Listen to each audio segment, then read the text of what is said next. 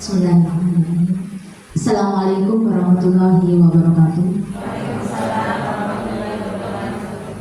Yang terhormat Kepala UPTD SMPN 1 Tarjo, Bapak Jumadi Hadi Saputra SPD. Yang saya hormati Ibu-ibu, Bapak Ibu pemateri, Bapak Ahmad Fauzal Hakim SPD, Ibu Baitil Kursia SPD, dan Ibu Mila Hakim SPD.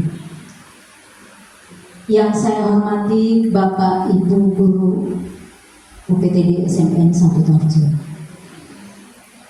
Mengawali kegiatan pada pagi hari ini, marilah kita panjatkan puji syukur kehadirat Allah Subhanahu wa Ta'ala yang telah melimpahkan begitu banyak nikmat, rahmat, sehingga kita bisa bersama-sama menghadiri acara pada hari ini. Salawat dan salam selalu tercurah kepada junjungan Nabi besar Muhammad Shallallahu Alaihi Wasallam.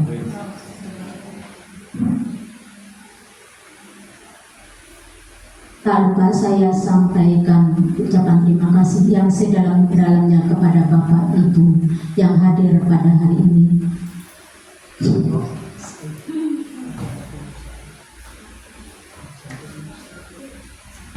Acara selanjutnya yaitu pembukaan. Marilah kita bersama-sama mengawali acara pada hari ini dengan bacaan basmalah bersama-sama. Bismillahirrahmanirrahim. Selanjutnya, marilah kita menyanyikan lagu Indonesia Raya. Kepada Ibu Yeti Marianata SPD, saya persilakan.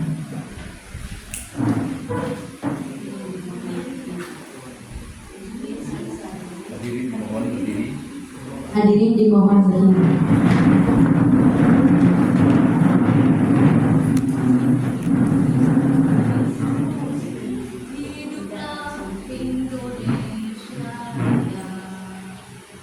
Indonesia tanah airku, tanah tumpah darah.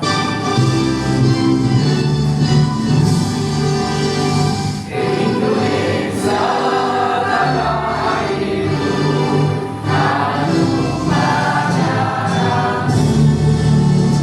Di sanalah aku berdiri, jadi maju hidupku.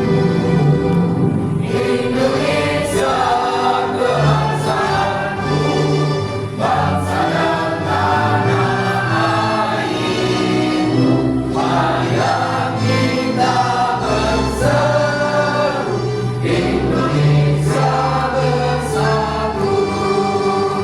Hiduplah tanahku, hiduplah negeriku, bangsaku, rakyatku semuanya. Bangunlah jiwanya, bangunlah badannya untuk Indonesia Raya. Indonesia Raya, merdeka, merdeka, tanahku, negeriku yang kucinta. Indonesia Raya, merdeka, merdeka, hiduplah Indonesia Raya. Indonesia Raya, merdeka, merdeka, tanahku, negeriku yang kucinta. Indonesia Raya, merdeka, merdeka, hiduplah Indonesia Raya.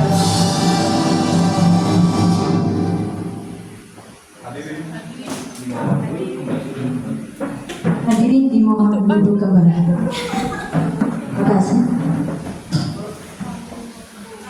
Baiklah Bapak Ibu sekalian, acara selanjutnya yaitu pembacaan doa yang akan dipimpin oleh Bapak Hermanto SOSI. Kepada Bapak Hermanto SOSI, saya persilakan.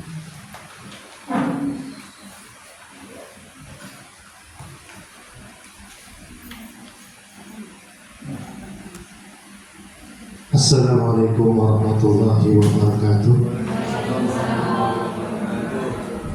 Ala hadhihi niyyah wa likulli niyatin salihah. Al-Fatihah.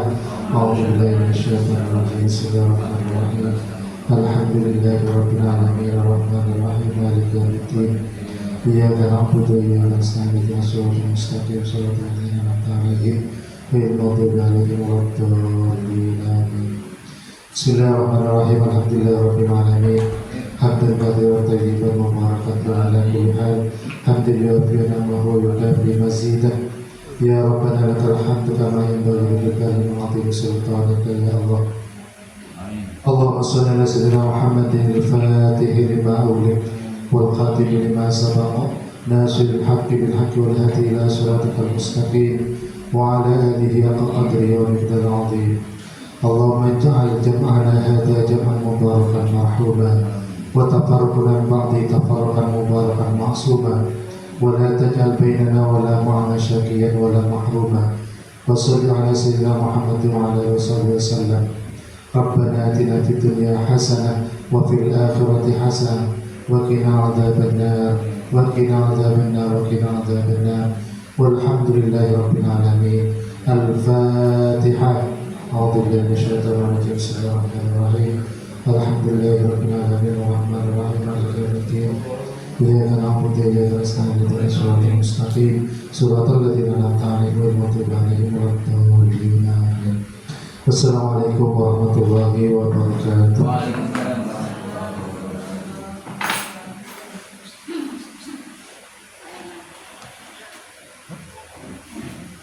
Selanjutnya, marilah kita dengarkan bersama-sama sambutan Kepala UPTD SMPN 1 Torjun sekaligus membuka secara resmi diseminasi pemahaman dan penerapan budaya positif CGP dan COP dan CGP rekognisi Angkatan 10 UPTD SMPN 1 Torjun. Kepada Bapak Jumadin Hadi Saputra SPD, saya persilakan.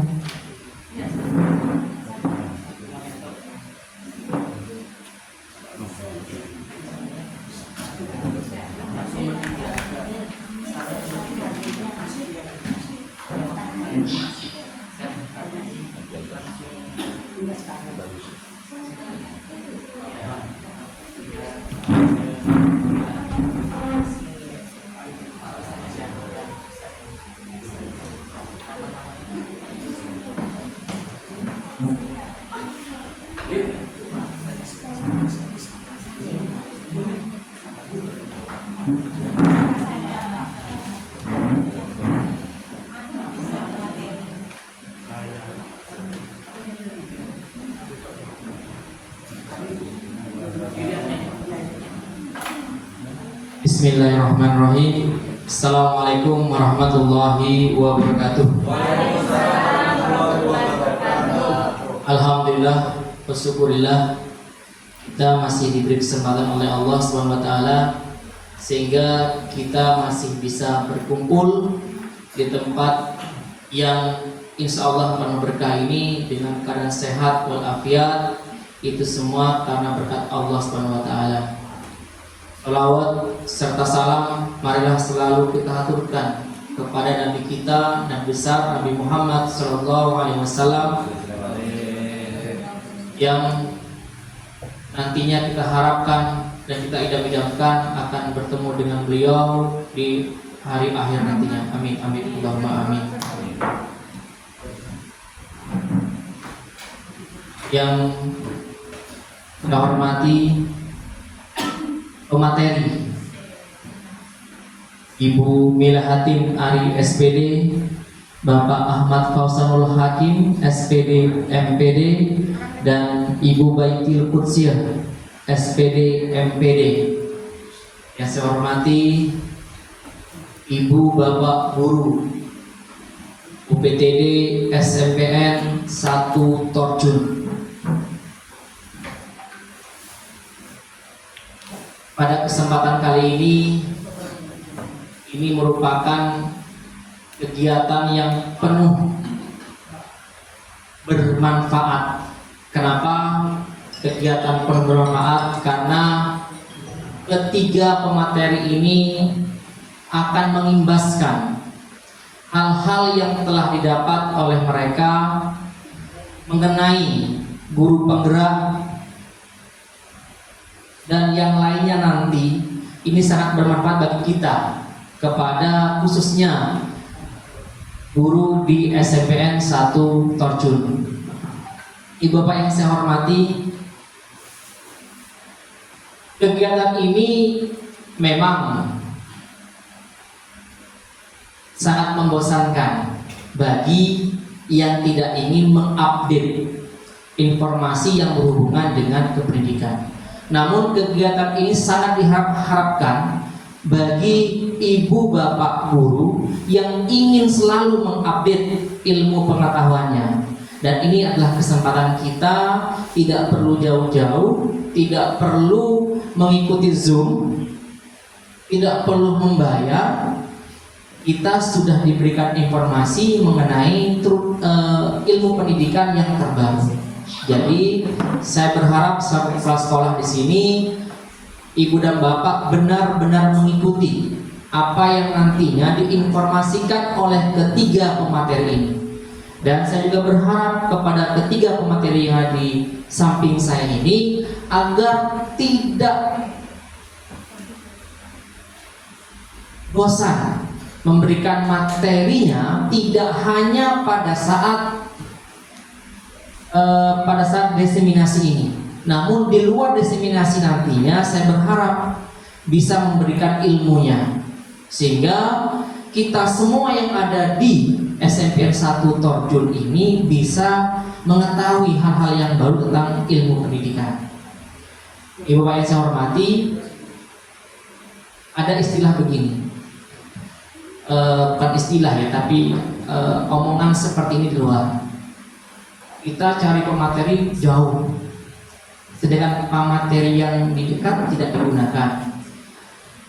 Atau sebaliknya, kita memberikan materi ke orang-orang yang jauh antah berantah yang tidak kita ketahui, tetapi orang-orang yang ada di sekeliling kita tidak kita berikan materi.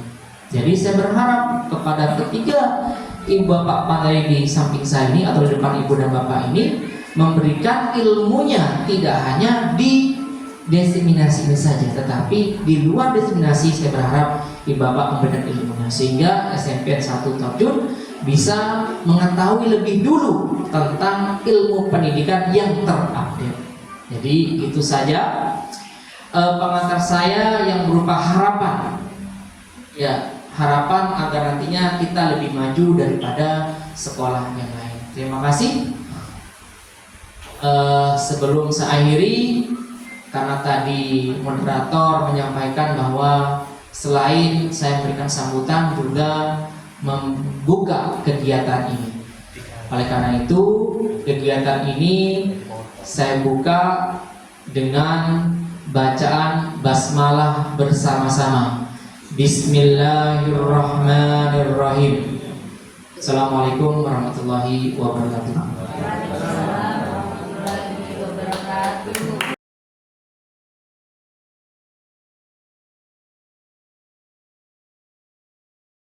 Bismillahirrahmanirrahim. Assalamualaikum warahmatullahi wabarakatuh.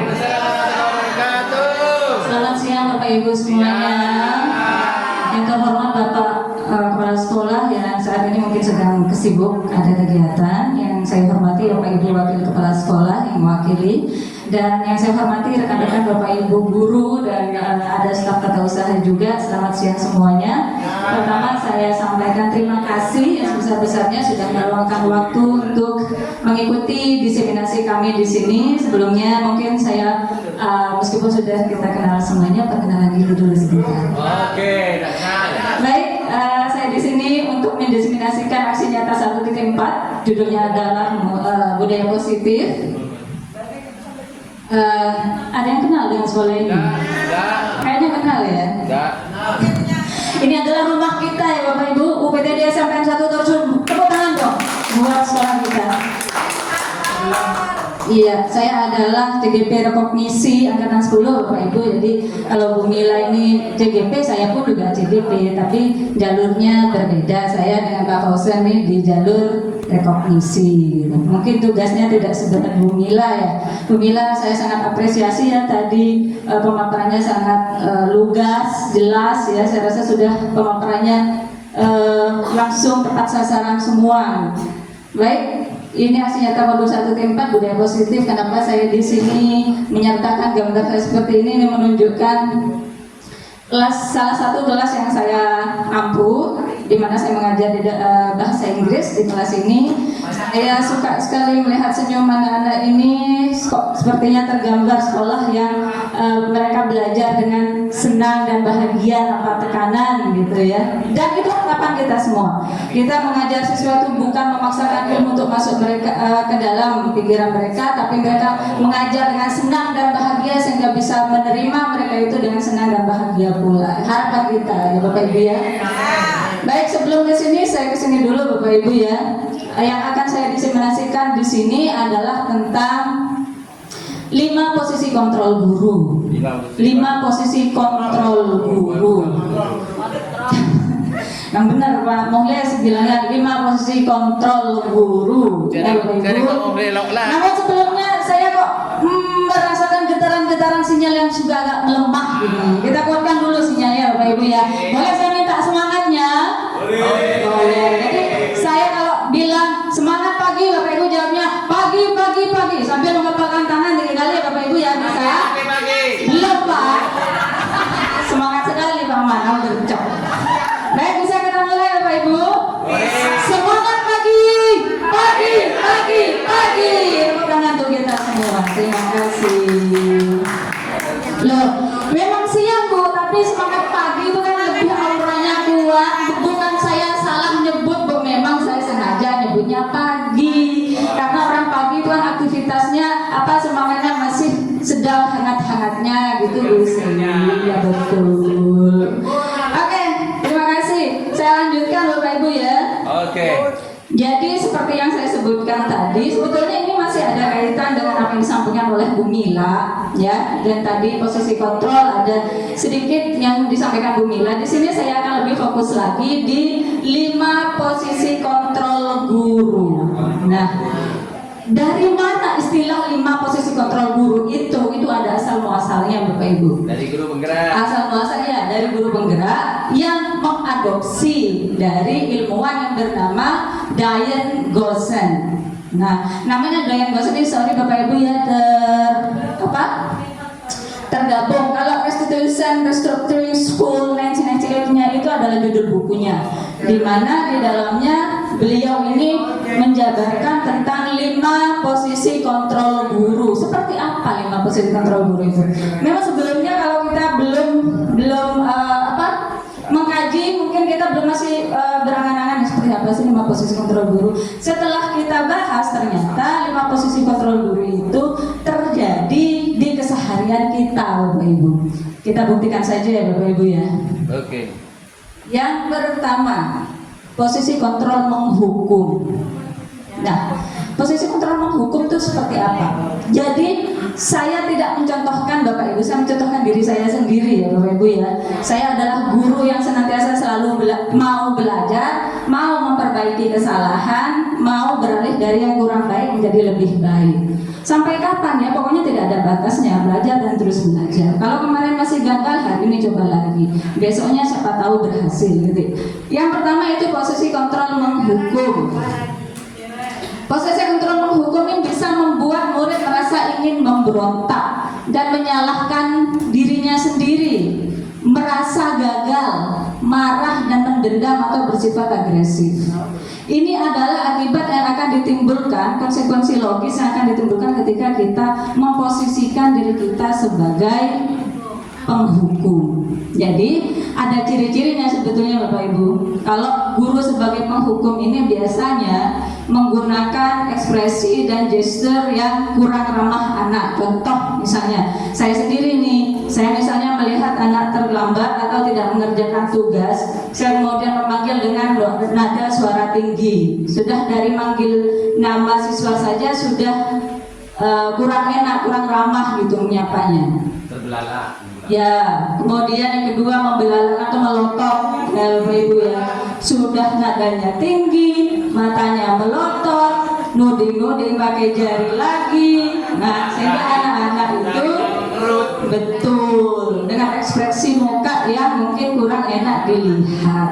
Nah, dalam posisi yang seperti ini, kira-kira sebagai di posisi murid itu perasaannya pasti tidak akan nyaman ya Bapak Ibu ya. Dia merasa diadili, merasa seperti kriminal, merasa seperti penjahat gitu, diperlakukan kurang ramah gitu.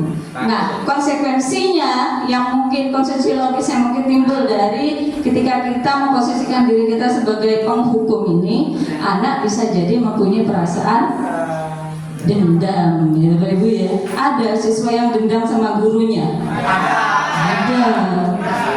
Ada. Pak Eri ada pengalaman? Ada. Pak Taufik? Saya rasa saya tidak munafik Bapak Ibu. Saya pun pernah suatu hari pasti kita tuh pernah memposisikan diri kita sebagai penghukum.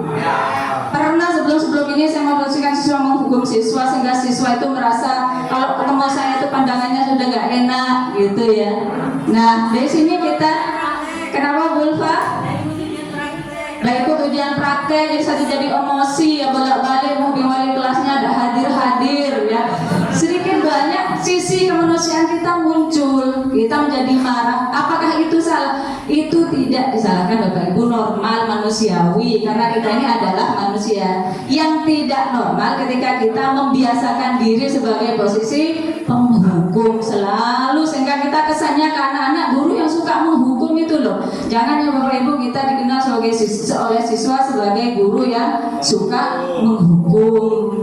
Jangan sampai seperti itu ya Bapak Ibu ya. Karena ada cara yang lebih bijaksana lagi kalau kita ingin menangani siswa. Itu nih Bapak Ibu ya. Saya rasa posisi kontrol menghukum ini sudah pernah kita alami semua gitu.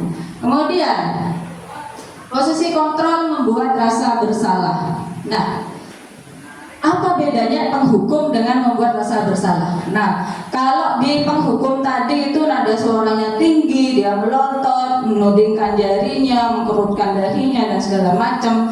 Kalau di membuat rasa bersalah ini dia nada bicaranya guru tersebut lebih halus, lebih rendah, akan tetapi memojokkan. Nah, contoh ya, Cenyo Sewu ya Bu Sri, ini guru BP pasti lebih paham daripada saya. Saya hanya menularkan sedikit apa yang saya pelajari di ilmu guru penggerak nih Bu.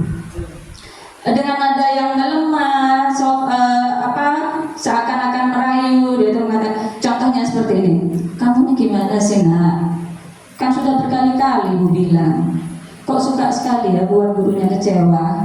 Nah, otomatis ketika kata-kata tersebut terlontar, si anak akan merasa bersalah. Aduh, aku salah nih.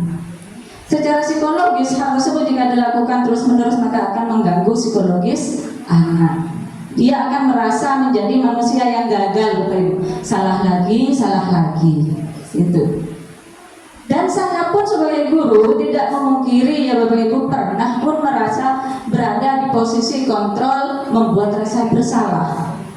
Ya Bapak Ibu ya, kita pun juga saya rasa semuanya pernah. Dan efeknya apa nih konsekuensinya? Ya si anak tersebut akan merasa minder Bapak Ibu.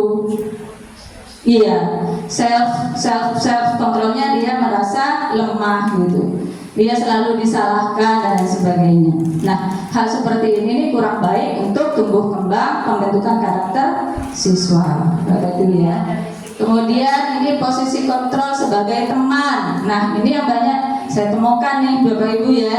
Saya pun juga kepada siswa saya kadang memposisikan diri sebagai teman gitu. Kalau sebagai teman tuh nadanya ya, nada bicaranya kita anggap siswa kita teman kita. Apalagi kita ini mengajar di sekolah lanjutan SMP yang notabene siswanya adalah remaja ya. Remaja ini kan sukanya lebih mendengarkan teman sebayanya daripada orang tua ataupun gurunya gitu. Jadi pendekatan sebagai teman ini bukan tidak boleh diterapkan, akan tetapi kita harus tahu porsinya. Karena posisi teman jika diterapkan kepada siswa terus-menerus ada konsekuensi logis negatifnya juga. Apa konsekuensi negatifnya? Satu, misalnya siswa tersebut akan menganggap kita sebagai temannya tanpa ada jarak, sehingga hasanah atau nilai marwahnya kita sebagai guru itu menjadi berkurang. Bahkan siswa itu ada yang berani menepuk bahu gurunya, ya menganggap guru, memanggil gurunya dengan hanya namanya saja, ya.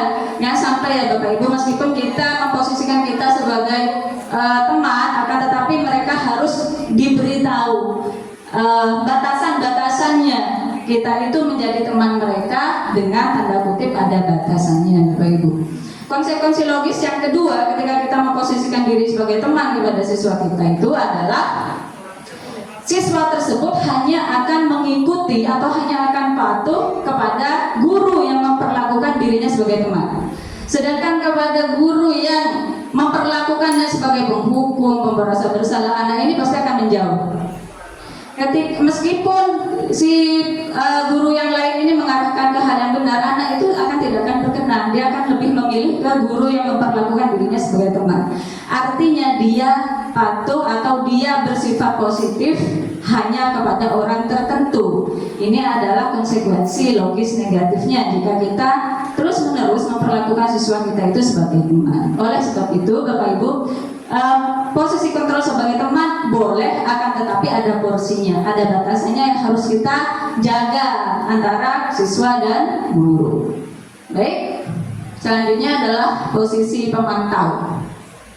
Pemantau ini kan kalau kita cari definisinya sama dengan pengawas ya Bapak Ibu ya. Beda dengan teman. Kalau pemantau ini mengawasi gitu, dia berdasarkan data, fakta, kemudian kita paparkan. Kamu misalnya kamu sudah terlambat 15 menit dan dia berbicara berdasarkan fakta data yang ada ya Bapak Ibu ya. Atau kamu sudah 2 kali nih tidak mengumpulkan tugas. Ayo, apa konsekuensinya?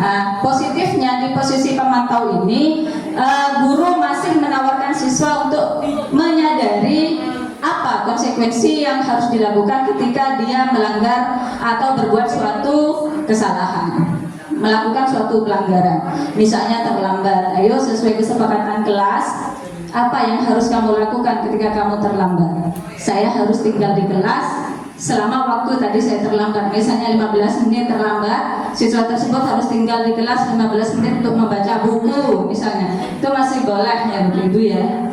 Akan tetapi di sini di posisi memantau, siswa tersebut akan tergantung pada nasihat-nasihat gurunya Bapak Ibu ya. Kalau tidak dikasih tahu, dia tidak akan ada inisiatif gitu. Karena sifatnya selalu diingatkan. Nah, yang terakhir adalah posisi kontrol sebagai manajer. Nah, yang namanya manajer itu kan selalu memanage segala sesuatu ya Bapak Ibu ya. Ini adalah posisi paling ideal yang diharapkan dari posisi seorang guru. Posisi topnya itu adalah sebagai manajer Bapak Ibu ya. Kenapa? Karena di posisi kontrol sebagai manajer ini, murid terbiasa mengevaluasi dan memperbaiki dirinya. Jadi dia menemukan kesalahannya itu atas arahan si guru manajer ini, gitu. Jadi siswa tidak, ini loh kamu salah, konsekuensinya ini. Itu kalau pemantau. Kalau manajer, kamu berbuat apa nak tadi? Saya tengkar Bu. Kamu merasa bertengkar itu benar. Jadi dia menggali sendiri, menjawab sendiri. Diambil sampai akhirnya dia menemukan, oh iya ya saya salah. Coaching. Akhirnya iya betul, melibatkan coaching di situ. Akhir manajer itu menggali sehingga siswa itu menyadari apa yang menjadi kesalahannya. Nah, posisi inilah yang diharapkan Bapak Ibu, posisi idealnya. Akan tetapi Bapak Ibu sekali waktu boleh ya, ketika kita memposisikan sebagai manajer dan memposisikan diri sebagai pemantau, kemudian teman, itu bisa dikolaborasikan. Boleh gantian. Nah, sekarang saya memposisikan sebagai teman karena saya sedang menghadapi siswa yang bermasalah tentang keluarganya misalnya, supaya siswa ini lebih terbuka dan mau menceritakan masalahnya, karena itu bisa menyelesaikan masalahnya. Gitu ya Bapak Ibu. Akan tetapi posisi teman dan posisi pemantau itu tadi konsekuensinya harus diperhatikan ya Bapak Ibu. Kemudian yang terakhir, posisi kontrol sebagai manajer ini, inilah tujuan utama kita. Tentunya semua akan berproses ya Bapak Ibu. Saya yakin tidak ada guru yang sempurna di dunia ini. Mau berada di posisi sebagai manajer sudah bertekad, kan laku kok terus tetap guru saya sebagai manajer. Akan tetapi sudah tugas banyak, ada masalah di rumah, anak sakit, siswa nakal, akhirnya emosi muncul, posisi sebagai penghukumnya keluar.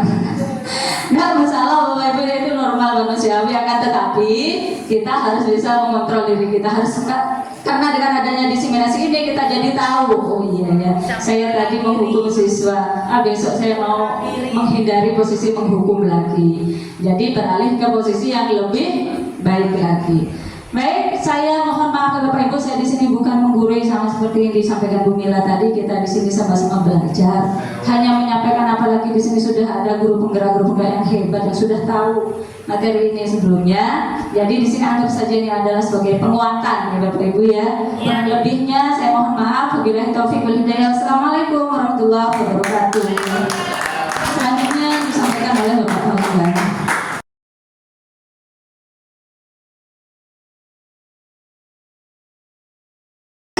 Baik, Bapak dan Ibu semuanya, Assalamualaikum warahmatullahi wabarakatuh. Yang saya hormati Bapak Ibu Wakil Kepala Sekolah, Bapak Manap dan Bu Sulas, Bapak yang terhormat Bapak Kepala Sekolah, rekan-rekan sekalian yang saya banggakan, di sesi terakhir ini, tentunya materinya yang paling akhir, dan perlu Bapak Ibu ketahui bersama bahwa dasarnya nanti materi yang saya sampaikan adalah materi-materi yang sebelumnya. Itu Bapak Ibu ya. Nah, ini Bu Mila nampaknya sudah menyiapkan konsumsi. Bapak Ibu, biasanya kita kalau makan itu, coba Bapak Ibu, saya mohon Bapak Ibu untuk memposisikan diri seperti ini, coba silakan. Tangannya begini semua, balik tangan seperti ini, tangan yang ini begini, tangan di atas kan kanan di atas, nah seperti semua, ini ya. Sekarang ikuti instruksi saya, ikuti ya. Ikuti, kita mulai. Apa yang saya instruksikan dilaksanakan, ya. Kita mulai ya. Oke. Sekarang pegang mulut. Pintar sekali Bapak Ibu. Sekarang pegang dahi. Pintar sekali Bapak dan Ibu. Sekarang pegang hidung.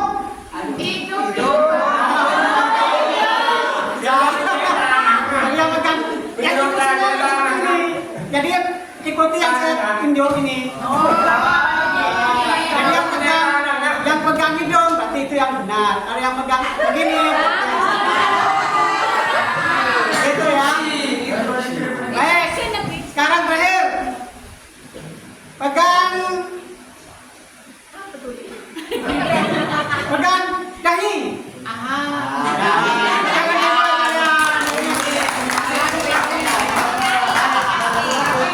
Luar biasa.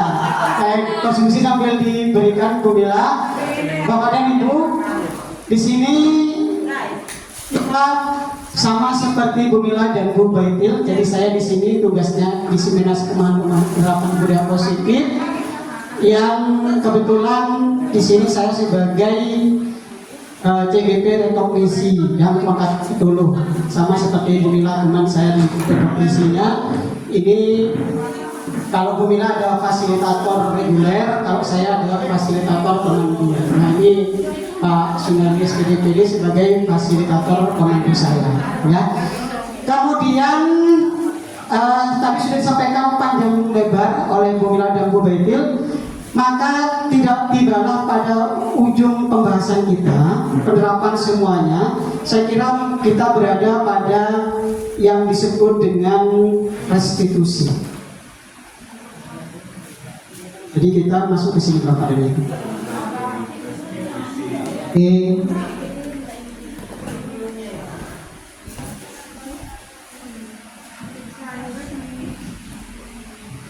Nah, sebelum ada segitiga restitusi, Bapak dan Ibu kita kenalkan dulu dengan restitusi. Ya. Bapak dan Ibu sekalian, restitusi ini dikembangkan oleh pakar pendidikan sama seperti tadi, yaitu dari Daim Grassi, berdasarkan pada teori kontrol Dr. William Grassi.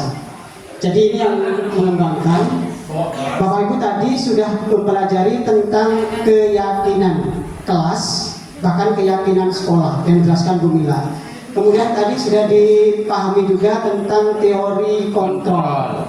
Hati-hati ya, teori kontrol yang telah disampaikan oleh Bu Baitil Qudsi. Nah, penerapan itu semua Bapak dan Ibu, ada salah satu poin penting tadi yang ditekankan oleh Bu Baitil adalah peran kontrol kita sebagai manajer. Ya. Nah, ketika kita melaksanakan kehidupan kita sebagai seorang pendidik, maka mau tidak mau kita akan pasti berhadapan dengan yang namanya permasalahan siswa.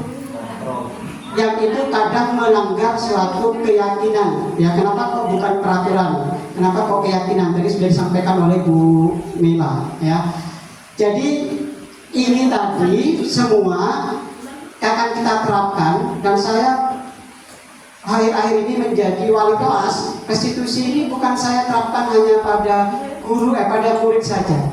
Ternyata restitusi itu saya harus juga berhadapan kepada orang tua. Jadi tadi Bu Mila mungkin sudah bisa melihat bagaimana saya didatangi oleh orang tua yang tadi pagi saya jemput ke rumahnya. Datang ke sini, setelah saya jemput ke rumahnya, langsung ngomong dari sana, kemudian bukan malah menyampaikan, langsung menyalahkan dari sana. Jadi yang disalahkan malah saya sendiri yang disalahkan, karena menyalahkannya, ini enggak tahu Pak kalau masuk, jadi enggak tahu informasinya. Jadi yang disalahkan itu kita. Ini saya contoh ya. Jadi nanti menghadapi seperti ini pasti akan kita hadapi. Nah, semua itu baik siswa kalian kepada orang tua, kita nanti lakukan yang namanya restitusi. Sehingga nanti permasalahan itu penyelesaiannya tidak hanya diselesaikan oleh kita sendiri, tapi oleh mereka, oleh siswa kita. Dan alhamdulillah ini 2 hari ini saya sedang berusaha bagaimana mereka hari ini datang, besok hari Senin juga mereka datang untuk menyelesaikan tugas-tugasnya dan diantar oleh orang tuanya sini. Nah, seperti itu. Nah, apa itu restitusi Bapak dan Ibu? Jadi restitusi itu adalah proses menciptakan kondisi bagi murid untuk memperbaiki kesalahan mereka sehingga mereka bisa kembali pada keluarga mereka dengan karakter yang lebih kuat. Jadi restitusi ini ada kata kuncinya menciptakan kondisi bagi mereka untuk memperbaiki, tujuannya untuk memperbaiki. Jadi yang dikatakan Bu Baitil tadi, ketika kita bersikap sebagai penghukum, maka yang akan muncul kepada kita, pada anak didik kita adalah rasa dendam, rasa marah. Saya masih ingat dulu ketika Bu Khadijah menyampaikan ya, menganalogikan dengan menggunakan selembar kertas. Kemudian kalau kita langsung mengatakan kepada anak, kamu cek bodohnya, atau kamu kok gitu, kamu seperti itu, maka dia hatinya itu seperti kertas yang kemudian diremek gitu. Kemudian kita ngomong lagi besoknya, mencaci mereka, mengolok-olok mereka, maka akan meremes lagi satu kertas lagi di sebelahnya. Dan kalau kita sampai berkali-kali, maka kertas yang mulus tadi semuanya akan ya remes semua. Dan kalau kita kembalikan, tidak bisa Bapak Ibu, pasti ada bekasnya mengkerut. Nah, sama seperti kondisi siswa. Jadi kalau kita selalu bersikap sebagai penghukum, maka di hati mereka sebenarnya akan melekat terus itu, kerutan-kerutan itu. Dan itu akan diingat sampai kapanpun. Makanya kita dalam hal ini perlu bersikap sebagai seorang manajer. Gitu ya. Jadi ada unsur memperbaiki sehingga apa? Di akhir nanti ada unsur memperbaiki kesalahan mereka. Dari mana timbulnya? Dari mereka sendiri, ya. Oke. Segitiga restitusi itu adalah suatu proses dialog yang dijalankan oleh guru atau orang tua di depan menghasilkan murid dan mandiri dan bertanggung jawab. Ini tujuannya. Jadi mandiri dan bertanggung jawab. Terhadap apa? Terhadap keyakinan kelas atau keyakinan sekolah yang mereka sudah langgar. Gitu ya. Kemudian restitusi ini tujuannya untuk membantu murid menjadi lebih memiliki tujuan, disiplin positif, dan memulihkan dirinya setelah berbuat salah. Restitusi bukan untuk menebus kesalahan, namun untuk belajar dari kesalahan. Itu tujuan dari restitusi. Nah, dalam hal ini Bapak dan Ibu akan dikenalkan dengan istilah langkah yang disebut dengan segitiga restitusi dalam penyelesaian anak yang sedang melakukan pelanggaran terhadap keyakinan kelas atau keyakinan sekolah. Nah, apa itu segitiga restitusi? Segitiga restitusi itu adalah suatu proses dialog yang dijalankan oleh guru agar dapat menghasilkan murid yang mandiri dan bertanggung jawab. Jadi nanti ada bentuk segitiga ini langkah-langkahnya Bapak dan Ibu. Langkah yang pertama itu adalah menstabilkan identitas. Langkah yang kedua, validasi tindakan yang salah. Langkah yang ketiga, menanyakan keyakinan. Jadi mohon maaf untuk yang sudah guru penggerak, ini sudah sangat paham sekali dan langkah-langkah seperti ini. Cuma mungkin untuk Bapak Ibu yang lain mengingatkan saja. Jadi langkah ini Bapak dan Ibu di bawah ini, segitiganya paling bawah, itu kita harus menstabilkan identitas dulu. Apa itu? Membantu anak untuk tetap tenang dan kembali ke suasana hati di mana proses belajar dan menyelesaikan masalah bisa dilakukan. Setelah ini dilakukan Bapak Ibu, kita melakukan ke atas ini, yaitu validasi tindakan yang salah. Apa itu? Setiap tindakan kita lakukan dengan suatu tujuan, yakni memenuhi kebutuhan dasar manusia. Dijelaskan oleh Bu Mila. Mereka melanggar keyakinan karena mereka ada yang tidak terpenuhi dari 5 dasar kebutuhan tadi. Baru setelah dilakukan, kita langkah yang ketiga, kembali lagi down di sini, yaitu menanyakan keyakinan. Di sini letak daripada guru sebagai manajernya. Bagaimana siswa itu bisa menemukan masalahnya dan menyelesaikan masalahnya sendiri. Yaitu membantu anak untuk dapat gambaran yang jelas tentang orang seperti apa yang mereka inginkan dan cara fokus pada keyakinan awal. Jadi langkahnya ada 3. Pertama, menstabilkan identitas, validasi tindakan yang salah, dan menanyakan keyakinan. Lagi di akhir nanti saya akan setelkan satu video yang saya ambil kemarin untuk lebih meyakinkan Bapak Ibu di segitiga restitusi, ya. Nah, apa saja yang kita katakan di menstabilkan identitas? Bapak Ibu bisa menggunakan kata-kata seperti ini yang bisa digunakan. Misalkan, berbuat salah itu wajar, nah, atau tidak ada manusia yang sempurna. Jadi ini memang kata-kata ini berlawanan. Seakan-akan anak itu dibela. Tapi ini sebenarnya tujuannya bagaimana mereka menyadarkan bahwa tindakannya itu nanti akan diperbaiki oleh dia. Kemudian ibu bapak juga pernah melakukan itu kok, misalkan dia melakukan apa, kita bisa mengatakan seperti ini bertentangan bapak ibu. Kemudian bapak ibu tidak mau ibu atau bapak tidak mau mencari siapa yang salah, tapi bapak ingin mencari solusi dari permasalahan ini. Kemudian kamu berhak kok merasakan begitu. Jadi ketika dia misalkan mukul temannya, kita boleh mengatakan kamu berhak kok melakukan seperti itu. Seakan-akan kan kita bela dia, tapi nanti di ujungnya nanti kita tidak membela dia, tapi dia yang menemukan masalahnya sendiri dan menyelesaikan sendiri, ya. Setelah itu selesai, Bapak Ibu gunakan validasi tindakan yang salah. Gunakanlah kata-kata kalimat-kalimat seperti ini. Ini sudah validasi tindakan salah. Artinya tindakan yang salah yang dia lakukan kita validasi. Kita katakan bahwa itu sebenarnya tidak benar. Kita katakan seperti ini, kamu pasti punya alasan mengapa melakukan hal itu. Nah, ini kita sudah mulai masuk ke mereka. Bahwa yang kita tadi bela, seakan-akan bela, sekarang kita lakukan bahwa itu tidak benar sebenarnya. Memang kita arahkan seperti ini kalimatnya. Padahal kamu bisa melakukan yang lebih buruk dari ini, ya kan? Atau kamu patut bangga deh karena telah melindungi sesuatu yang penting buatmu. Atau kamu melakukannya karena mempertahankan sesuatu yang penting bagimu. Ini kalimat-kalimat ini digunakan pada langkah validasi tindakan yang salah. Ini yang kita kalau bisa melaksanakan pada anak didik kita. Dan terakhir kita menanyakan keyakinan. Nah, menanyakan keyakinan ini langkahnya apa? Sehingga anak itu menemukan sendiri langkahnya. Permasalahannya apa solusinya? Misalkan apa keyakinan kelas kita? Misalkan tidak boleh menghukum atau memukul atau menghargai teman. Nilai-nilai apa yang telah disepakati bersama, misalkan Seperti apa gambaran sebuah kelas yang ideal menurut kamu? Atau kamu ingin menjadi orang yang seperti apa? Nah, pertanyaan-pertanyaan ini sebenarnya mengorek dia untuk bisa menyelesaikan masalahnya, menjawab solusi permasalahan yang dia hadapi. Nah, seperti ini. Nah, terakhir Bapak Ibu, saya siapkan videonya untuk lebih lengkapnya. Jadi kebetulan ini ada video yang saya ambil kemarin dengan Saidah ya, dengan Saidah. Untuk waktunya sekitar.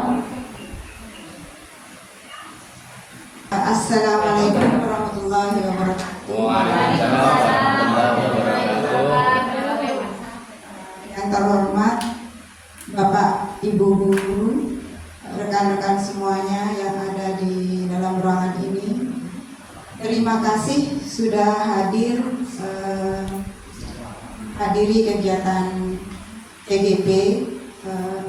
Ini saya bukan menggurui, bukan memberikan penjelasan menggurui, karena kita sama-sama menjadi guru. Lagi pula di sini semua adalah guru-guru saya, sebagian besar guru-guru saya. Jadi saya hanya memberikan ilmu, berbagi ilmu dengan guru-guru yang ada di sini. Terima kasih kepada semuanya yang telah hadir, yang telah meluangkan waktu. Ini mungkin nanti sampai 1 jam lebih. Mohon maaf karena sudah membuang-buang waktu untuk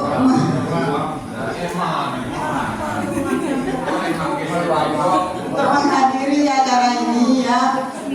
Saya sebagai murid juga di sini dulu, jadi sekarang ingin berbagi ilmu. Lagi pula di sini bukan selain guru saya juga ada guru penggerak yang lain yang sudah terlebih dahulu belajar tentang ilmu diseminasi ini. Jadi sebelum saya sudah ada guru penggerak yang lain, 4 orang yang sudah mendahului untuk mempelajari diseminasi ini.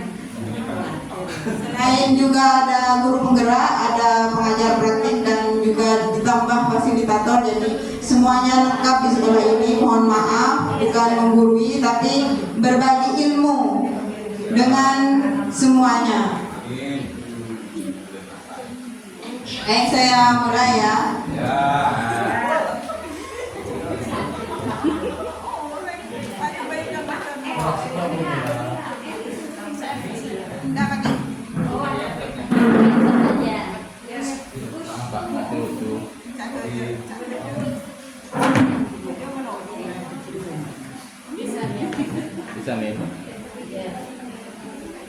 Saya sebagai angkatan 10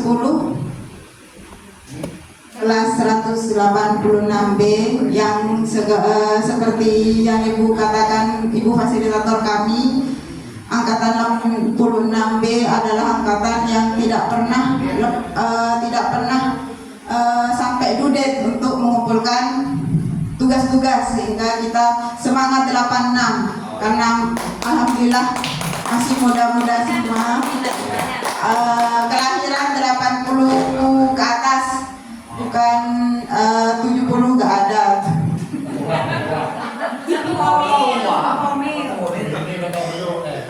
Jadi kelompok saya itu mudah-mudahan alhamdulillah 81, 82 sampai saya terakhir 85. Jadi saya seperti anak kecil yang ada di kelompok saya, yang selalu diberikan jajan. Kalau paling lapar itu saya kalau di kelompok. Sudah tua kan ada takut tanya pun jadi Sabar Pak Mana, mungkin nanti ada ada ilmu lain atau ada rezeki lain buat Pak Mana. Bagi saya Pak Mana top. Meskipun tidak masuk ke dalam fasilitator, tapi Pak Mana memberikan materi kepada saya, memberikan masukan jika ada sesuatu kesulitan tentang jalur guru penggerak ini selain dari guru penggerak yang lain. Saya lanjutkan untuk diseminasi penanaman budaya positif ini. Ini sudah berubah Pak. Inti dari budaya positif itu ada satu yang kita pelajari adalah perubahan paradigma belajar, disiplin positif, nilai-nilai kebajikan, kebutuhan dasar manusia, motivasi perilaku manusia, keyakinan sekolah. Nanti yang posisi kontrol guru dan segi tiga restitusi bisa dijelaskan oleh Bapak Fauzan sama Bu Baitin. Nah, saya karena harus 1 jam dituntut oleh fasilitator. Mohon maaf Bu Yuni. Anda masih jam 12. Oh, ini lanjutkan ya. Perubahan paradigma belajar.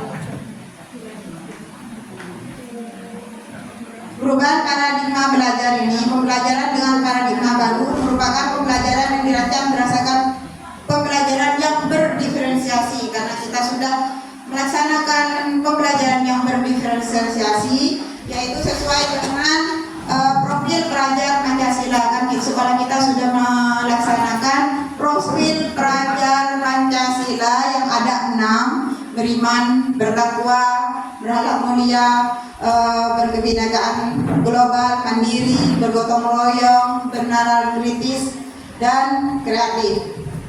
Dan sudah mengenal ya, kita sudah melaksanakan 2 tahun untuk profil pelajar Pancasila atau disebut dengan kurikulum merdeka. Nah, miskonsepsi sebelum kesini itu saya jelaskan tentang teori kontrol. Kita mengontrol siswa atau mengontrol murid itu bukan kita harus menjadikan murid sesuai dengan keinginan kita, tapi kita yang harus menuntun siswa itu harus kebutuhan siswa apa yang dibutuhkan oleh siswa, kita harus menuntun ke jalan yang lebih baik. Jadi tidak ada kontrol guru terhadap murid. Yang kedua adalah bahwa yang dewasa itu berhak memaksa siswa untuk melaksanakan apa yang kita mau. Yang ketiga adalah bahwa penguatan positif efektif dan bermanfaat. Yang keempat, bahwa kritik membuat rasa bersalah dan mampu menguatkan karakter. Ini tidak sesuai dengan teori kontrol yang ada. Untuk miskonsepsi tentang teori kontrol, nah seperti ini dapat digambarkan bahwa kita mengontrol siswa seperti apa yang kita mau, padahal kita sendiri tidak boleh seperti itu. Kita sebagai pendidik harus menuntun siswa. Begini, untuk apa yang saya katakan mungkin ada yang belum mengerti apa itu posisi kontrol. Menurut pemikiran Ki Hajar Dewantara, aslinya ini kita itu sebagai pendidik harus menuntun, karena kita sebagai guru bukan untuk memberikan apa yang kita mau, tapi kita harus menuntun guru karena kita sesuaikan dengan kondisi murid, kodrat alam dan kodrat zaman. Kalau dulu kita tidak mengerti tentang teknologi, kita tidak tahu tentang teknologi. Sekarang kita dihadapkan dengan siswa yang pintar teknologi seperti HP, sudah bisa mengupload ini, bisa mencari informasi lebih daripada itu. Jadi kita harus mengikuti perkembangan zaman, bukan siswa yang mengikuti zaman kita yang seperti dahulu.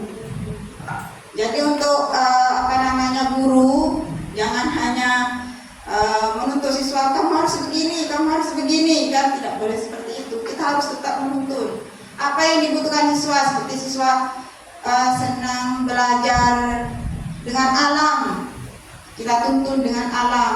Terus siswa senang dengan teknologi, kita tuntun dengan teknologi. Bagaimana Bu kalau seumpamanya di sekolah tidak diwajibkan membawa HP? Bisa kita laksanakan seperti itu dengan cara peraturan guru sendiri membawa HP. Setelah itu kita pegang sendiri agar siswa itu tidak bermain HP sendiri.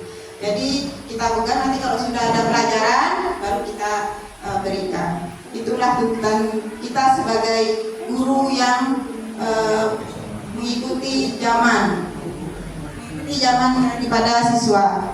Ini merubah paradigma stimulus respon ke posisi kontrol. Jadi dalam kontrol itu kebutuhan kita berbeda, tidak ada yang sama. Jadi setiap orang memiliki gambaran juga berbeda tentang masa depan, tentang hal ini juga berbeda. Jadi kita tidak bisa menuntut siswa untuk sama dengan kita. Lalu yang ketiga, semua perilaku memiliki tujuan. Tujuan apapun yang siswa lakukan itu memiliki tujuan. Ya, hanya Anda yang mengontrol Anda. Jadi hanya kita yang dapat mengontrol kita, bukan kita dikontrol oleh orang lain. Setelah itu ada kolaborasi menciptakan pilihan-pilihan baru. Jadi kita bisa bersama dengan guru yang lain atau dengan pihak yang lain untuk melaksanakan pembelajaran yang baik. Kalau stimulus respon ini berpikir hanya dua, menang atau kalah, itu jadi pasrah. Kalau teori kontrol ini kita tetap optimis, kita akan terus menang dan menang. Yang kedua adalah disiplin positif. Sebelum ke disiplin positif, mohon maaf sudah tidur semua, sudah ngantuk. Mohon maaf, mungkin karena ice breakingnya mau gimana ice breaking? Mau berdiri apa mau joget-joget? Yang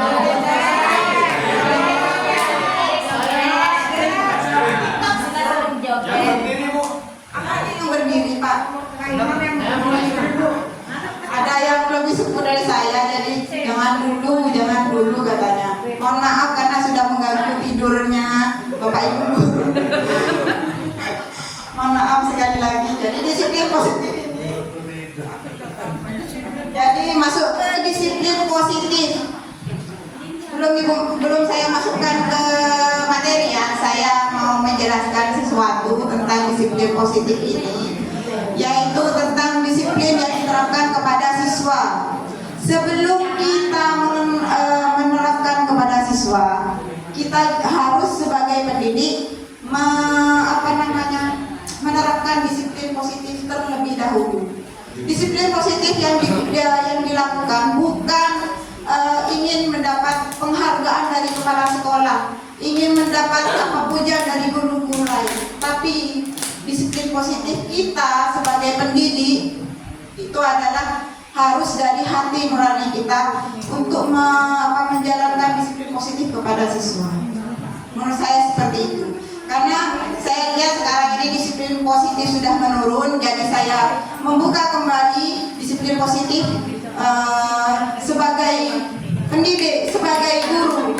Kita jangan kita mau jadi guru profesional.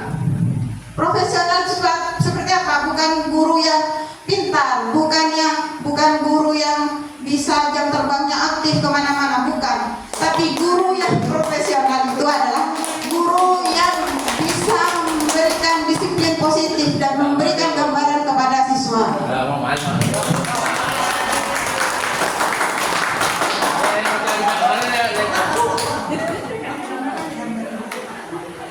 Saya lanjutkan ya. Agak ketawa kalau saya memberikan Biar jangan ngantuk Bu, biar jangan ngantuk. Ya, disiplin positif. Sebelum saya masukkan, karena ini disiplin positif diterapkan kepada siswa. Salah satu Sebelum ke siswa, saya mau membuka kembali tadi itu disiplin positif kita sebagai pendidik. Katanya guru itu adalah yang digugu dan ditiru. Kenapa kalau ditiru? Kenapa datang terlambat? Kenapa datang ke dalam kelas terlambat? Terus siswa yang tidak penanganan siswa kurang. Ada deh. Jadi kita sebagai guru yang digugu dan ditiru, kita harus memberikan rubah kita dulu, rubah kita Ya. merubah kita menjadi apa namanya itu guru yang profesional. Tadi bukan ibu saya bilang kalau profesional itu pintar atau jam terbangnya banyak yang tapi bukan itu. Disiplin positif itu untuk guru yang menuntut muridnya, bisa ditiru oleh muridnya. Bagaimana kita di dalam kelas, jangan terlambat ke dalam kelas pada saat pembelajaran. Nah itu disiplin positif hasilnya. Cocok. Nah ini untuk disiplin positif kepada siswa. Nah, sebelum kita menerapkan kepada siswa, nah kita harus tahu disiplin itu apa. Nah disiplin ini adalah mengacu pada tanggung jawab kita sebagai guru. Bagaimana siswa disuruh datang tepat waktu ke sekolah, tapi gurunya melebihi waktu yang ditetapkan. Jadi harus kita sesuaikan minimal 5 menit apa-apa. Tapi kalau gurunya lebih dari siswa, guru harus lebih dari menciptakan disiplin positif. disiplin positif mata terus ya. ya terus.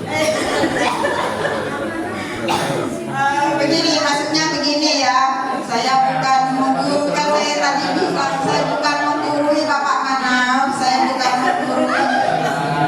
Tapi di sini kan umpamanya tidak ada Pusulas, tidak ada Pak Eri tadi yang membunyikan bel. Terus yang menghidupkan umpamanya Pusulas ada kepentingan. Pak Eri kembali ke awal, pengaturan awal. Pengaturan awal, setelah itu siapa yang akan menghidupkan komputer? Makanya saya tidak ada. Pusulas, Pak mana? Dari jauh-jauh. Pasti dia ada yang marah di belakang. Tidak bercanda. Lanjut. Jadi kita, maksudnya saya itu begini, kita saling berkolaborasi, bukan hanya orang-orang itu saja yang berdisiplin positif.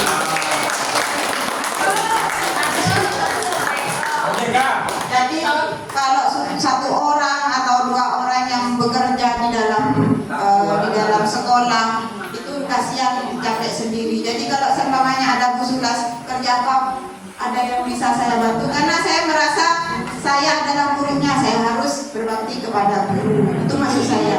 Lagi pula di sini adalah sekolah saya ingin mengembangkan sekolah saya.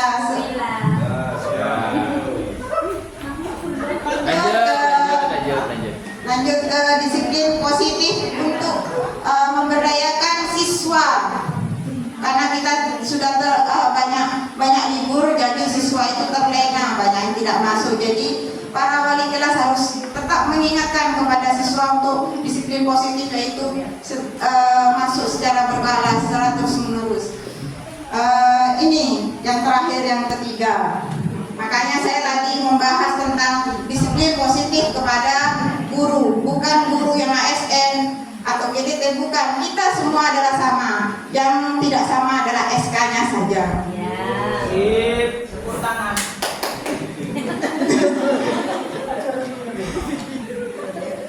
Sebagai pendidik, tujuan kita adalah menciptakan peserta didik yang memiliki disiplin diri sehingga mereka berperilaku mengacu kepada nilai-nilai kebajikan universal atau perubahan perilaku ke arah yang lebih baik.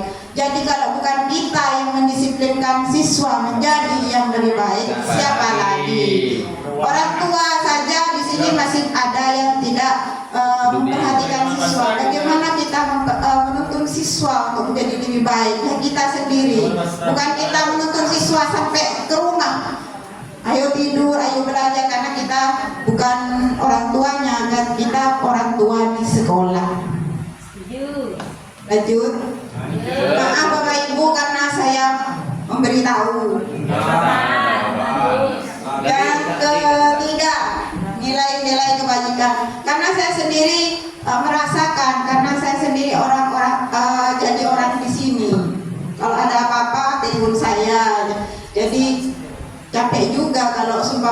selalu standby untuk sekolah. Jadi kita berkolaborasi ya, kita sama-sama mencari nafkah di sini. Seumpamanya kita jangan lihat yang di atas, tapi lihat yang di bawah yang mencari nafkah yang lain. Harus satu hari harus ada di mobil menjual buah, menjual ini, tapi kita setengah hari sudah terlena ingin pulang dan ingin pulang. Bagaimana dengan yang satu hari ada di pasar, ada di pick up, disyukuri. Apalagi yang sertifikasi, disyukuri. Amin. Nilai-nilai kebajikan. Nah, nilai-nilai kebajikan yang kita pelajari, yang kita berikan kepada siswa adalah profil pelajar Pancasila. Apakah sudah terlaksana? Profil pelajar sudah. Kalau sudah, kita harus tetap berjuang demi anak didik kita. Bukan kita menuntut siswa pokoknya ya. Jadi kita menuntut siswa bukan sampai rumah, tapi menuntut siswa menjadi lebih baik. Amin. Ini ada 3 primary yes program atau keterampilan hidup atau life skill. Kebutuhan dasar siswa. Manusia. Tidak pernah, kalau saya memberikan materi itu selalu banyak karena ingin menghilangkan rasa canggung.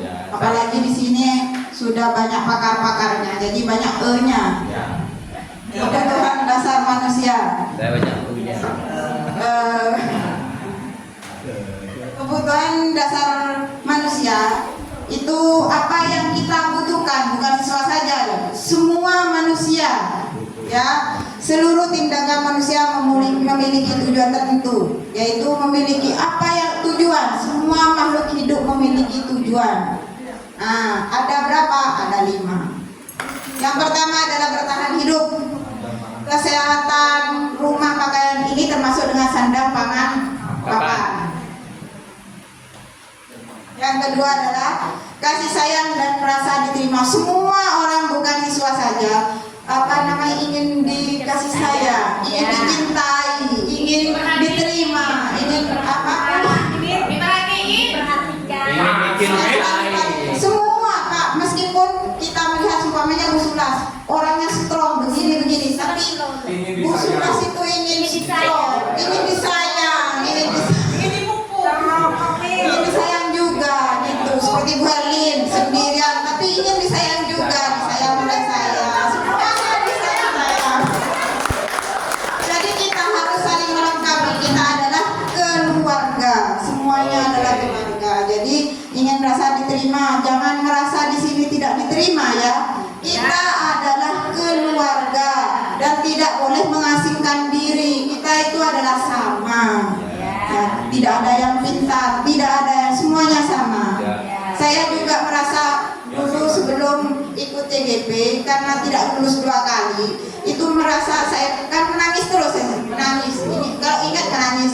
Karena apa? Karena merasa kalau saya itu paling bodoh di antara orang-orang. Ternyata pada saat saya ikut lagi. Merasa paling pintar ya? Enggak.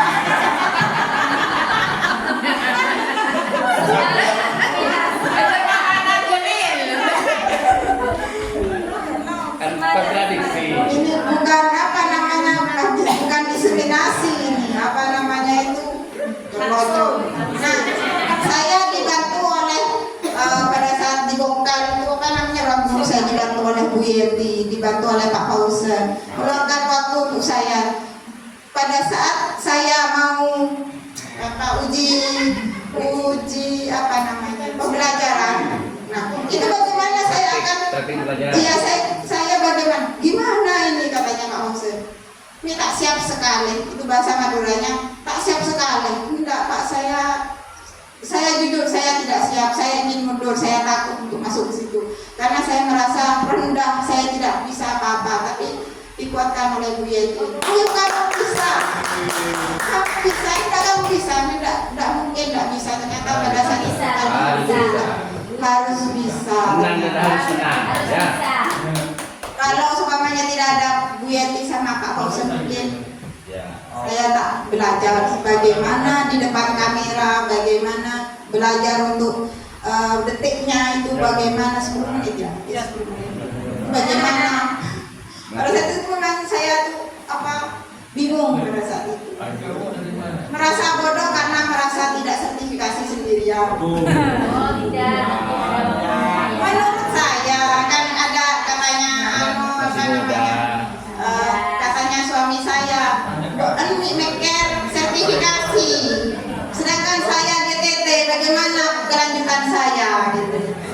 Jadi harus semangat. Yang ketiga tentang penguasaan. Apa kedua? Semangat.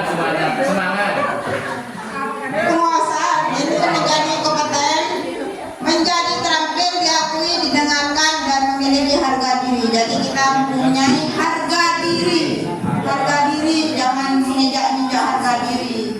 Harga diri adalah utama, katanya Bu Sofi. Harga diri adalah harga mati yang tidak boleh dan ditukar. Ya Pak Eri. Harga mati.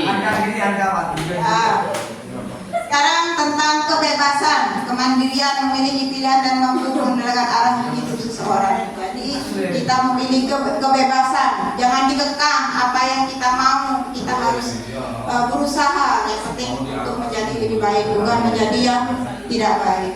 Untuk yang kelima adalah mencari kesenangan. Kesenangan seperti apa? Bukan kesenangan kita bermain-main, bukan, tapi kesenangan untuk menjadi sesuatu yang lebih baik. Paham? Pasti paham karena guru-guru yang berkompeten. Lanjut.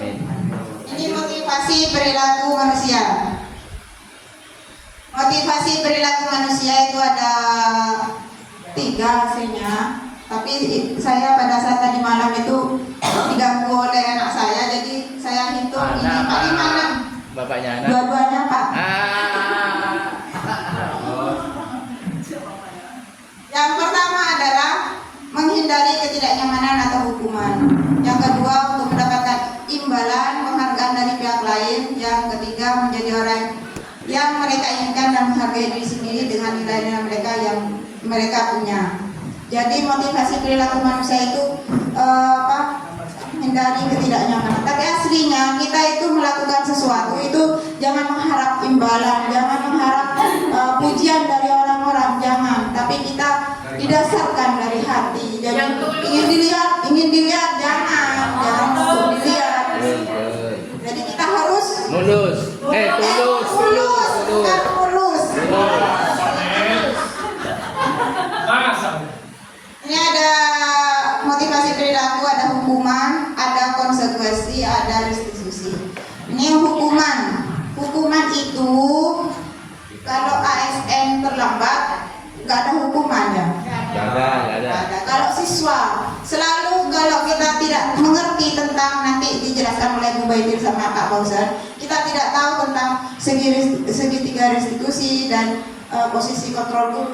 Kita ada siswa yang terlambat, kita hukum. Saya juga sebelum mendapat ilmu seperti ini, saya menghukum siswa pada saat terlambat, yaitu 1, mencabut rumput di depan ruang guru, banyak menyapu, terus berdiri, itu sudah saya lakukan. Jadi ternyata itu tidak baik untuk siswa karena bisa dendam. Kok bedanya ibu? Ini lagi. Coba kurna terlambat, kayak yokom, kok siswa terlambat kita titik guru untuk apa namanya, untuk menutupi kesalahan guru. Jadi saya bicara seperti itu. Jadi harusnya kita jangan terlambat, apapun alasannya diminimalkan untuk pagi. Jangan terlambat Bu ya. Jam 7 kurang sedikit apa-apa. Atau kita gantian saja yang membunyikan bel, jangan KRI terus. Sumpama juga ada piket. Jam 8 Bu. Nah sekarang yang terakhir adalah keyakinan sekolah. Keyakinan sekolah ini harus dibentuk oleh seluruh warga sekolah. Apa yang kita rasakan, kita bisa tuangkan ke keyakinan sekolah agar tidak dirugikan satu sama lain. Aslinya saya di kelas 8C itu tidak menerapkan keyakinan kelas karena saya memang tidak tahu apa keyakinan kelas itu sendiri. Tapi ternyata setelah saya masuk ke dalam CGP ini, oh ternyata keyakinan kelas itu seperti ini. Jadi setiap saya setelah mendapat ilmu dari CGP, saya setiap mengikuti kodrat zaman dan kodrat alamnya siswa. Saya menerapkan teknologi ke siswa, membawa HP, siswa membawa HP dengan konsekuensi atau bukan keyakinan kelas. Apa kalau pada saat mengerjakan tugas yang diberikan oleh saya oleh guru, yaitu 1. Jadi setiap saya memberikan materi dalam kelas, saya memberikan keyakinan kelas kepada siswa. Jadi bukan 1 tahun, tapi setiap pembelajaran. Jadi keyakinan sekolah atau kelas ini bersifat lebih abstrak, berupa pertanyaan-pertanyaan universal, dibuat dalam bentuk positif. Jadi pemikiran kita yang positif, mau apa yang kita mau, tapi yang positif. Setelah itu semua warga kelas hendaknya ikut berkontribusi, jangan diam, karena nanti kalau tidak ikut berpartisipasi itu nanti merasa dirugikan. Kok tak rugi deh, jadi harus semua berkontribusi dalam pembentukan keyakinan kelas. Terima kasih. Mungkin dari sebelum saya selesai, mungkin ada pertanyaan dari awal sampai akhir. Silakan Bu Sri. Semuanya sangat bagus ya. Tes. Semuanya sangat bagus banget. Cuma gimana ya kalau diterapkan di sekolah? Apakah semua guru sudah menerapkan semua? Itu aja.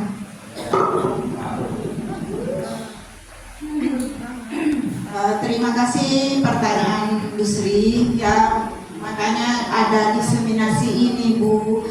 Mulai dari CGP guru penggerak, bukan CGP lagi tapi guru penggerak yang awal 4 orang itu sudah menerapkan diseminasi ini, sudah memberikan ilmu diseminasi ini, tapi mungkin kurang menangkap. Tapi yang sebenarnya yang terjadi harus semua menerapkan. Ya kalau dihitung sekarang ini belum ada, maksudnya hanya sebagian yang menerapkan disiplin positif menurut saya. Jadi mohon maaf kepada guru-guru yang kurang berkenan dengan kata-kata saya pada saat saya menjelaskan tentang disiplin positif. Tapi ini untuk kebaikan sekolah kita, kemajuan sekolah kita. Jadi bukan hanya duduk diam di sekolah mengajar, bukan, tapi kita harus mengembangkan diri untuk kesadaran kita kepada siswa. Yang mungkin sebagian, tapi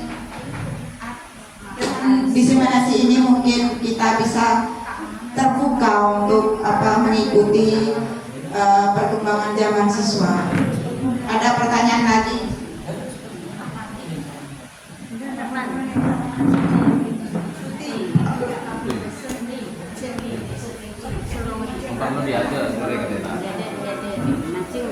Bismillahirrahmanirrahim. Sebelumnya, Assalamualaikum warahmatullahi wabarakatuh. Waalaikumsalam warahmatullahi wabarakatuh. Berdasarkan materi yang disampaikan oleh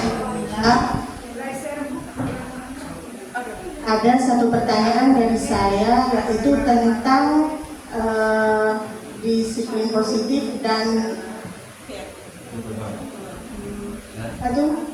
tadi yang terakhir kesepakatan kelas ya, keyakinan kelas ya.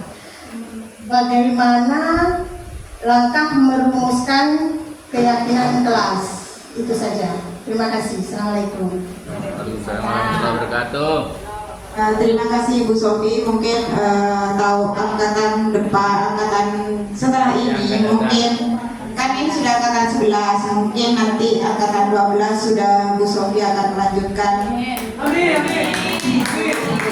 Dulu saya di ruangan ini, saya di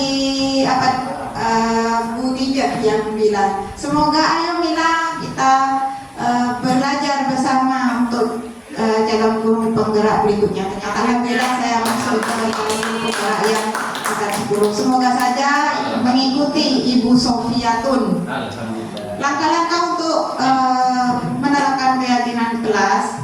Jadi sama dengan saya, dulu saya tidak tahu tentang keyakinan kelas, memang saya tidak tahu. Jadi langkah-langkahnya adalah kalau di dalam kelas kita harus semua berdiskusi bagaimana membentuk keyakinan kelas. Semua harus berkontribusi. Tadi saya sudah bilang berkontribusi semua siswa, tidak boleh ada satu. Yang kedua, ditulis di papan apa saja yang aspirasi dari siswa, ditulis semuanya. Setelah ditulis semua, didiskusikan kembali bagaimana penerapannya di dalam kelas, apa setuju apa tidak. Ditinjau lagi. Setelah ditinjau kembali, apa kalimat-kalimat, biasanya kan siswa itu kalimatnya agak ngawur ya, apa seenaknya sendiri untuk berbicara. Jadi di apa kalimat yang sudah ditercantum itu dirubah dari negatif menjadi positif. Setelah itu ditinjau kembali apakah sudah disetujui oleh siswa yang lain. Kalau sudah disetujui, maka kita membuatkan banner yang bisa dilihat, yang besar. Setelah itu ditempel di dalam kelas. Kalau untuk warga sekolah sama, semua berkontribusi, berdiskusi bersama untuk keyakinan kelas. Harusnya kita berkontribusi juga apa yang kita harus yakini di dalam warga sekolah semua. Berarti kalau saya ya, seumpamanya kita bersama-sama menyusun keyakinan kelas, menyusun kalimat keyakinan kelas. Saya akan mengajukan tangan yang pertama, yaitu adalah datang tepat waktu. Karena saya setiap masuk ke dalam kelas 186B CGP ini bersama dengan CGP lain, itu saya selalu mengajukan pertama datang tepat waktu. Karena sebagian dari kelompok lain, kelompok saya alhamdulillah gak ada yang terlambat, selalu terlambat. Saya selalu menunggu kedatangan CGP lain, kelompok yang lain yang bukan 186B. Jadi kalau seumpamanya kita bersama-sama bermusyawarah, berdiskusi, kalau ada waktu dari guru-guru yang lain menerapkan keyakinan kelas atau keyakinan sekolah, itu saya akan mengajukan tangan yang pertama adalah tepat datang tepat waktu. Mungkin itu saja. Ada yang pertanyaan lain? Apakah sudah puas dengan? Terima kasih. Mungkin ada pertanyaan lain? Sudah melemes. Dan ini sudah ada dua materi lagi. Sudah satu ya. Masih ada dua materi lagi yang akan dipaparkan oleh S-breaking. Minta S-breaking nanti ke Buyat ya. Buyat ini pakarnya S-breaking. Baik, alhamdulillah pemberian materi diseminasi budaya positif 6 itu sudah saya sampaikan. Semoga apa yang saya sampaikan ini bisa bermanfaat bagi Bapak Ibu semua. Mohon maaf atas kata-kata saya menyinggung dan memberikan pandangan yang berbeda atau bertolak belakang dengan Bapak Ibu. Saya mohon maaf. Jika ada salah-salah kata, saya mohon maaf lagi. Wassalamualaikum warahmatullahi wabarakatuh. Jadi intinya Bapak dan Ibu, dalam segitiga restitusi ini harapannya Bapak Ibu nanti sebagai manajer kemudian bisa menyelesaikan permasalahan anak itu dengan cara segitiga restitusi. Yang harapannya apa? Tujuan terakhirnya adalah mereka menyelesaikan masalahnya sendiri dengan caranya sendiri dan bisa bermakna untuk dirinya sendiri, bukan dari kita semata-mata yang menyelesaikannya, sehingga dia menyelesaikan masalah itu tanpa dendam, tanpa perasaan yang tidak nyaman, tapi semuanya akan merasa nyaman pada diri siswa itu sendiri. Saya kira itu Bapak dan Ibu ya. Saya kira cukup yang bisa kami sampaikan pada kesempatan kali ini. Mohon Bu Betil, Bu Mila bisa ke depan sini untuk bisa menyampaikan terima kasih kepada rekan-rekan sekalian. Sekali lagi kami bertiga pada kesempatan kali ini mengucapkan terima kasih kepada Bapak dan Ibu atas meluangkan waktunya ya untuk belajar bersama tentang budaya positif yang insya Allah kalau ini dilaksanakan di sekolah kita akan semakin baik ke depannya. Semuanya murid dan murid. Saya kira itu Bapak dan Ibu, diskusi yang lain bisa disampaikan di luar sesi ini. Saya kira itu. Bu Betty datang lain. Bu Mila. Baik Bapak dan Ibu, sekali lagi terima kasih dan mohon maaf yang sebesar-besarnya. Kami akhiri. Assalamualaikum warahmatullahi wabarakatuh. Terima kasih. Terima kasih juga.